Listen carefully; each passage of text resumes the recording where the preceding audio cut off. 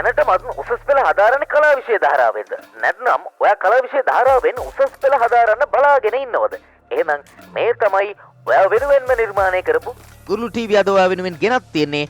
ඔයා ආසම කරන විෂය, ඔයා අමාරුම විෂය, ඔයා ආසාවෙන් කරන්න බලාගෙන ඉන්න විෂය, ඔයාට අමාරු වෙයි කියලා හිතන විෂය, ඔයාට අමාරු තැන් ලේසි තැන් කියලා දෙන්න අපි සූදානමින් ඉන්න වැඩසටහන ඔයාලට අරගෙන එන්න. ඒ නිසා ඔයාලට කරන්න තියෙන හරිම ලේසි වැඩක්, ඒක ලොකු වැඩක් නෙමෙයි.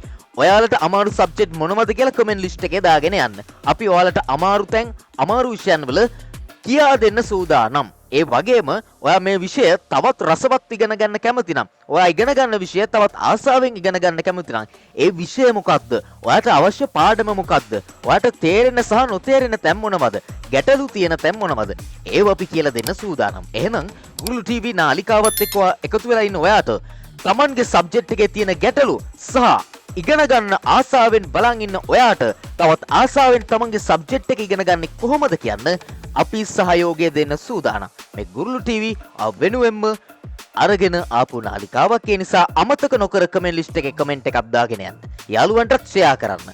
අපි ඔබ වෙනුවෙන් ඒ විෂය ධාරාවන් වල පරාසය, අමාරු තැන්, ලේසි තැන් පැහැදිලිව කියා දෙන්න සූදානම්. මේ ඔබ වෙනුවෙන් නිර්මාණය වුණු නාලිකාව ගුරුළු ටීවී.